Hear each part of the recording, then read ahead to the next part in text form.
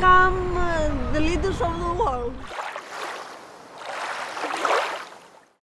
I'm Norwegian, and my name comes from Austria, so that's why name is. So in Norwegian, I was Christopher Weber-Fürst, and then I moved to Germany, and as being a feminist as I am, I also took the name of my wife, and her name was Weber. So now my name is in Dutch Christopher Weber-Fürst, and in English is Christopher Weber-Fürst. But you are a famous author too, because I've seen that book title everywhere. I don't know, because I'm very into the issue. And then that's how you see the titles of the books that are in the field, because you've written about the feminine future called The Future is Female. Yeah. And which is also for some people provocative. And I think without being a little bit provocative, nothing will happen. Exactly. And so the title of the book is The Future is Female, the Art of New Living, because if we allow women to have the same equity opportunities as men, this is what the world needs, actually. My father was not taking very good of my mother in those days. Already then as a little boy, I felt there was something wrong. But of course, in those days, I didn't fathom what it was until I was much older. It's really been my life purpose. And this might, from a grown-up, middle-aged man like myself, to say this might sound a little bit provocative. How we identify ourselves psychologically. I am more feminine than most women.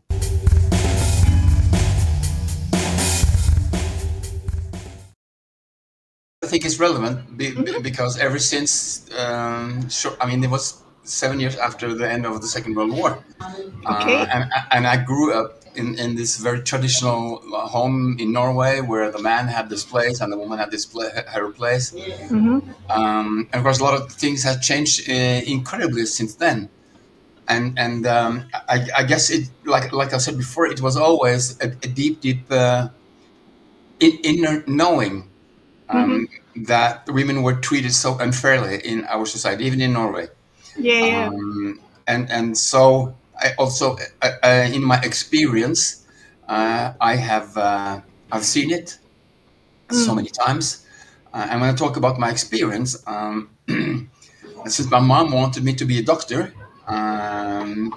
of course I said yes, Mom. So I started to study medicine in Canada for a year, which was a beautiful place. But I didn't want to become a doctor. I wanted to become a farmer. So I went back to Norway and I bought a farm because I wanted to create kind of a mini world on my farm, because I wanted to have 5 kids on my own, and I wanted to have 5 kids from all over the world and prove to the outside world we can live together in peace and we can create something great. Unfortunately, I married the wrong wife. But I had this farm, with pigs and horses and cows and everything for 22 years. And it was a really great experience to be so connected to the nature, because doing that. And I know that from later on, from a very famous Brazilian scientist. He said that people who have been farmers have a very deep understanding of systemic thinking. Yeah, because you have to be so connected to nature, like when are you going out in the field to sow and plow, and when are the pigs supposed to breed, and the cows and calves and all the seasons. So I married the wrong wife, so I got divorced and I sold the farm, and then I started to study pedagogy, which is like teaching. I wanted to work with kids. But at that age, I wasn't so young anymore. So I had a very good friend, and he said, Christopher, you can't go on doing like this, because you will never earn enough money to live the life that you want. So I said, why don't you come to me and become leader of my training department? And I said, wow, yeah, well, which, training grown-ups or kids is very much the same, actually. So I did that for more than 10 years. So I was an executive in IT and telecom, teaching or selling training for computer IT business skills. All right. Yeah, and then this was the .com period. Everybody wanted to invest and become rich, and in a very male-dominated environment. And I said, no, this is not this is not for me. Yeah. These ego guys only wanted to be rich on behalf of all the people working there. So I said, okay, 2003, I said, I want to become a coach. So Okay. that's when I started my first coach education. Uh, That's impressive because you went the total experienced way that you felt something and then you reacted very constructively to that. Like, some people, they just take what they're getting, like, they're being told what to become or what to focus on, and what you did was actually self-experiencing. Before you knew the wisdom that this is not going to happen for me. And that's what you said in the previous when I met you last time, that you are very feminine. And I think that quality is even a lot of females don't have it enough, and we need to find that again. And what you did was experiencing nature to gain that, right? everything that I've done since 2003. I've been coaching women all over the world, Yeah. literally on every continent, and very different cultures, like in Africa, South Africa, Mm. India, China, in the US, in South Yeah. America, and all over Europe. And it's basically the same thing. Mm. Like Simone de Beauvoir, which is where her, I love her work where she says, "You're not born a woman, you become one," which we know. Since I also studied neuroscience as part of my coach training. And in Hmm. neuroscience, we're saying, and this I think is incredibly interesting, we are architects of our own experience. So everything we know about ourselves, our self-image, our ego, everything is just a mental construct. And also Mm. other research is showing that we have been taught men are from Mars and women from Venus. Yeah. Or was the other way around? I'm not, but that's not true. The No. truth is that we are much more alike than we're different. Mm. But we have Exactly. been taught this narrative, Mm. which we have made part of our own history. So we think we are so Mm. different, which makes this divert between us, which is absolutely not necessary, which is creating Yeah. all, which is creating a lot of conflicts. Yeah.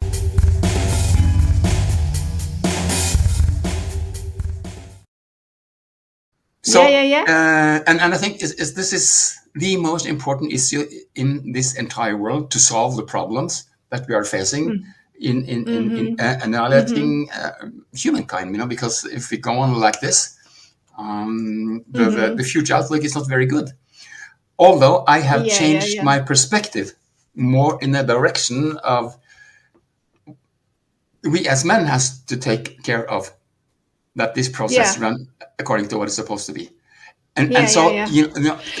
the diversity, inclusion, and equity has become a red herring. It has become a woke word. And if you look at in the States, many states are Mm. forbidding to talk about it. Many universities are not having it on the curriculum anymore. Many Oh. companies are shutting down, like Tesla, like Meta, like Oh. Zoom. Yeah. Yeah.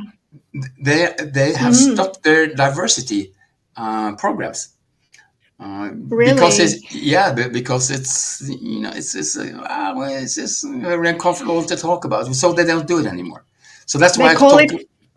They Yeah, call it the Vogue thing, or yeah, what? Yeah. yeah. I talk about equity, because Yeah. equity is not the same as equality. Equity is like Equal. we are all the same from a democratic perspective. And particularly what I've been working with, career coaching for women and talent management programs for women all over the world.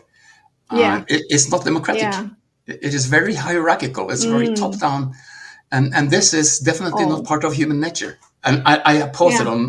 on LinkedIn and Facebook like a couple of weeks ago. What would happen Mm. if men start earning less than women for doing the same job? Mm. Yeah. And nobody except for women answer it. Yeah. Oh. Why is that women do all these things as we men Mm-hmm. do, but they get lesser paid? Why Mm. and why are there? I recently saw there's a Norwegian female conductor, conducting orchestras, and she had this Mm-hmm. talk where she said, "Why are there so few female conductors? Yeah, why? Yeah. Are women less love of music than men?" And then one Mm-hmm. misinterpreted and said, um, because conductor can also be somebody who runs a train, yeah? So why are there so few female conductors running trains? Yeah. And so on and so forth. Yes. So not only are there fewer women doing the male traditional work, but it's like when you ask that to a man, why is it so few men in this and this field? They're getting confused because they're not used to this situation. Exactly. And then also, like, if you turn the question upside down of all fields in the world, even technology, even implementations of visions, everything, if they became female, people will feel very discriminated all of a sudden, because then it's like the way it's now, it's very masculine, right? So I call it very patriarchal. It's a way of organizing right. society for the last 4, 5, 6,000 years, where men had the power, and they were using it as a tool of creating wealth for themselves, creating power. And this is just a fact. A lot of people won't like it and they won't see it because it feels like a threat to the masculinity. But the result of the patriarchal organization of society is that we have a lot of toxic masculinity. I'm not criticizing men, because I've been one of those guys myself until I started understanding, wow, this is not the man that I wanted to be. But this is how men are being raised. This is what we learn about ourselves. What we need to understand is that what we need is the synergy between the feminine and the masculine, because what it is now is like it is a discrepancy, and we're kind of fighting towards each other, which is very sad, and I don't want that. I want to bring the best out in the female and the best out in the male as well. In the male, and we can do that by understanding what are the basic needs of human nature. This is what is not happening in organization, because there's a logic of profitability. It's called the profitability paradox. The organizations focusing on earning most money earn much less money than the one focusing on serving the people.